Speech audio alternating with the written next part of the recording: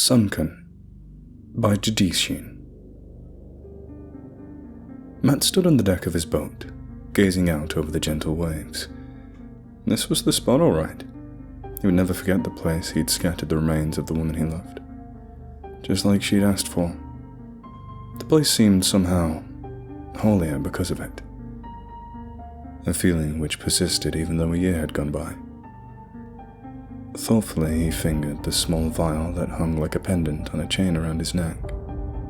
Of course, he couldn't let all of her go. He had to keep some small part of her with him, no matter how small. Every now and then, he imagined the small spoonful of ashes had come from his beloved lips. He would kiss the vial gently before turning in for the night. That was the kind of kiss he gave the vial now. "I'll always miss you, Dana," he said out loud. And at last it seemed his visit was coming to an end. He was about to make his way back to the steering wheel when a large thump to the side of the boat nearly knocked him off his feet. The hell? He thought. He simply stood there for a moment, waiting to see if it would happen again. Then there came another thump, this time from the other side. It was louder and stronger than the first. Matt's mind immediately went to Wales. He shuddered. The idea of such massive creatures trying to knock him out of the boat and into the water. It was almost more than his sanity could bear. He managed to steady his breathing as he peered over the side of the boat. The water was clear. There were no signs of any animals in the water. And what was more, everything was quiet now. Still. The threat seemed to have passed. Slowly, Matt straightened himself up. No sooner was he on his feet than a third thump, the largest and loudest of all, sent the boat rocking. Matt was unprepared. He toppled off his feet, smashed his side into the gunwale as he fell, and there was only water. Matt flailed frantically, eyes clamped shut, completely clueless as to which way was up. It was then something gripped his ankle. Matt begged for it to be seaweed he could simply kick off, but it felt distinctly like a hand with 4 fingers and an opposable thumb. His heart sank further when whatever had gripped him seemed to be pulling him downwards. Matt's eyes opened. His fears were confirmed. Above him he saw the light and silhouette of his boat, the symbols of salvation. But whatever had his ankle would not let him go, no matter how hard he kicked. Suddenly, another hand grabbed his other leg, just below the knee. Then the hand on his ankle released, only to come back down on his outer thigh.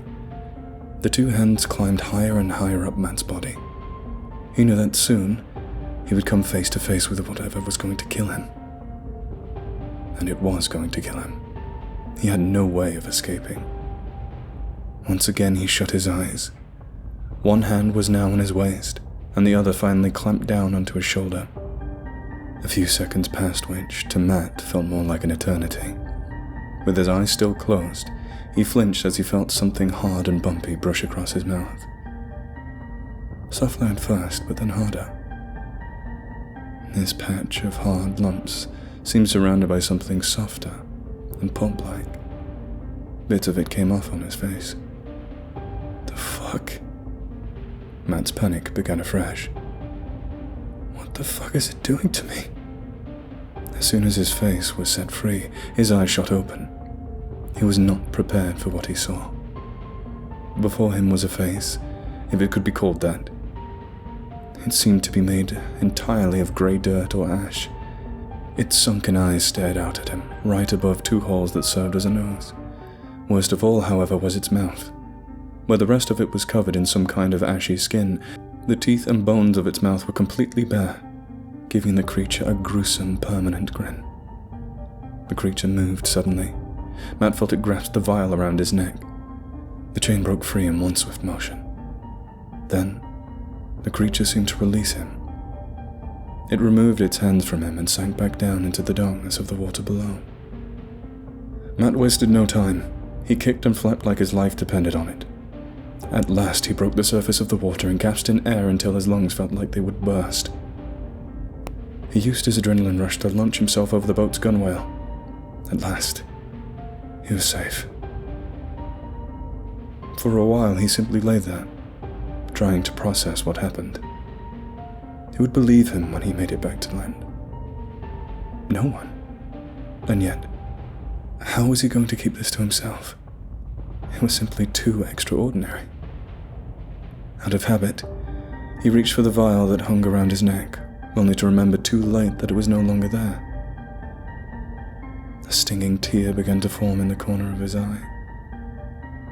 His moment of mourning was cut short when another loud thump landed on the underside of the boat. No, Matt begged silently. Oh God, please. He crawled to the gunwale and looked over. The sight made him shudder. Swimming alongside the boat was a humanoid figure. A head, 2 arms, 2 legs. It was the same creature that had grappled him. It had to be. The thought that there could be more than one was enough to send Matt straight over the edge. The creature then turned its head to Matt. A mix of horror and relief swam within him. Much of it was the same as before.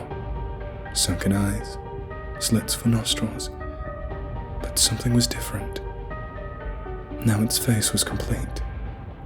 No more ghastly, grinning bone.